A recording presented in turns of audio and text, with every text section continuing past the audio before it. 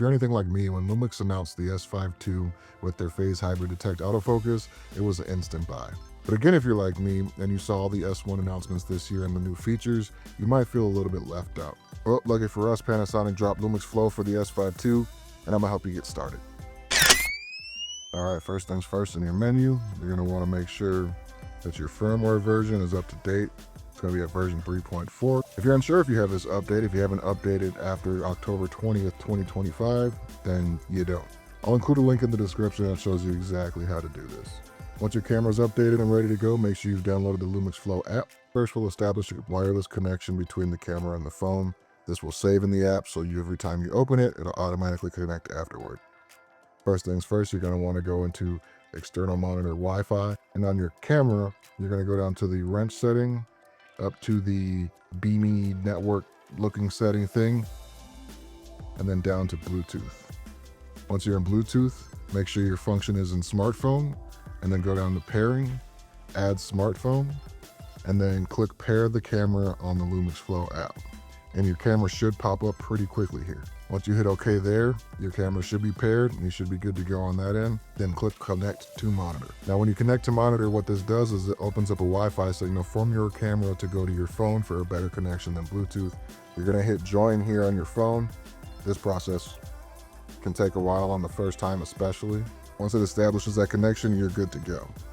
And once you're paired, you have wireless transmission from your Lumix S5II straight to the Lumix Flow app. And while wireless transmission is great and the latency isn't that bad, there are some breakups here and there.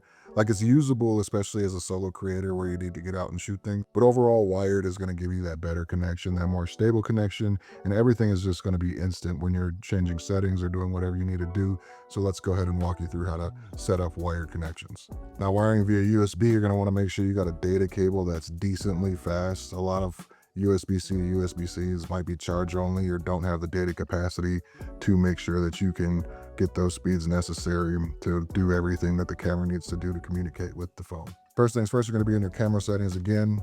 You're going to go back down to that same menu where you had Bluetooth settings, but you're going to go all the way down to USB.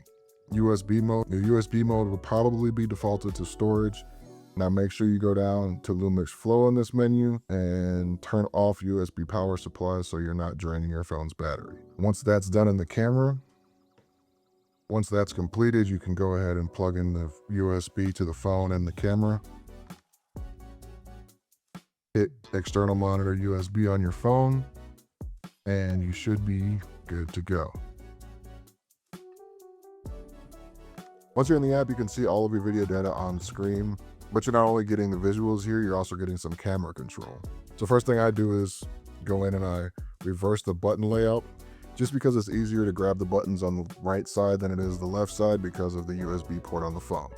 If you look when I adjust any of the dials on the camera, everything adjusts in real time on the phone, which is very nice. There's no delay there.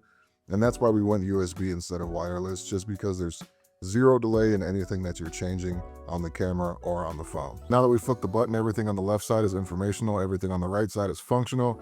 So you can go ahead and click that shutter speed. You can adjust your shutter speed or your shutter angle, as I have it set, to whatever you want it to. You can change your aperture to whatever you need it to, your auto exposure settings, your ISO, and your white balance. You can start recording right from the app whenever you need to, and you also have touch focus controls right on your phone. If you tap the icon up in the top right corner, it looks like a histogram. There's where you find all of your display settings on what information you want displayed on the phone and what you don't want displayed.